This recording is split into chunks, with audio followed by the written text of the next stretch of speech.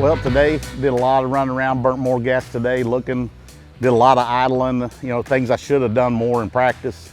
You cannot fish the Tennessee River on the bank in the summertime. You've got to go out there on the ledges, and it's my weakest thing. Today the problem was I was fishing a leaving pattern. It got worse every day, especially with the off day. So I was fishing really shallow. It was going away from me.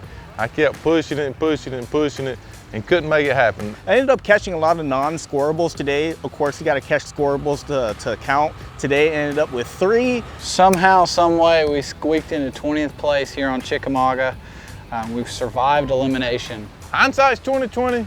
Should have spent a lot of time offshore in practice, but we didn't. So now you just forget about it. You better have a short memory in this sport.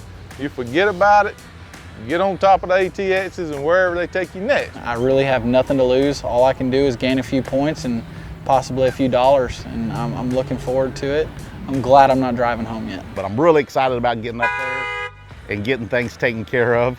There's somebody that never misses a beat. Ott Defoe. If I could fish half as much as this guy right here. He catches more in his bathtub in a day than I do a year on lakes.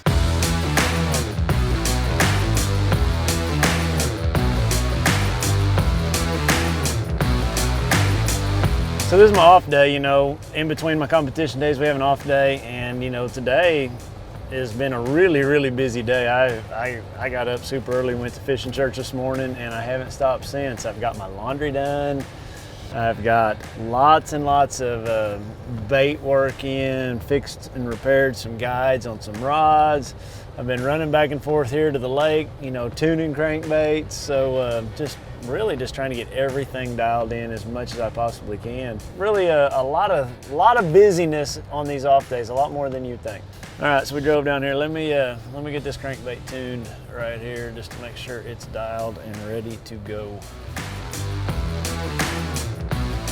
Tournament's going good. My first round was really good, so that one needs a little adjusting. We got to go out there and we got to do it one more day and try to make it happen tomorrow to get that automatic bid to the championship round.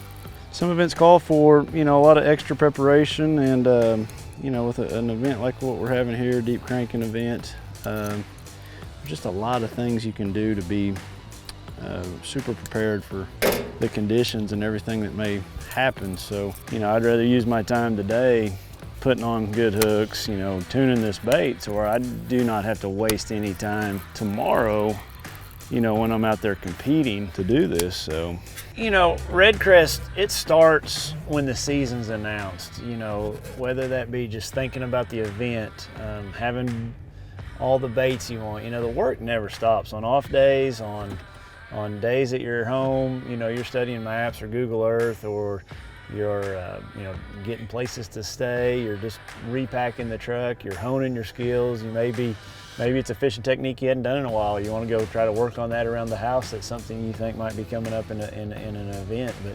REDCREST is an everyday deal. You never stop thinking about it. It's from the time they announce that schedule to the final day of the final Bass Pro Tour event.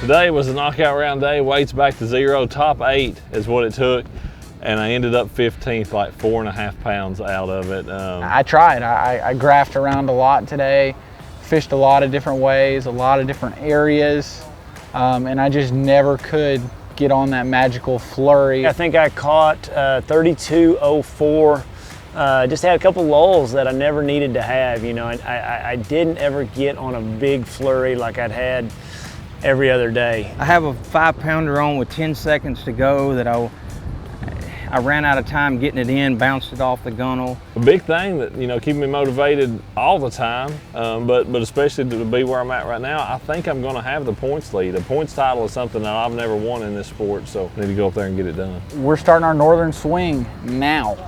We've got like 10 days till we've got to be at the St. Lawrence River and it is like the smallmouth mecca of all smallmouth meccas. Looking forward to going to St. Lawrence, man. That's an awesome place, and we'll see you guys up there.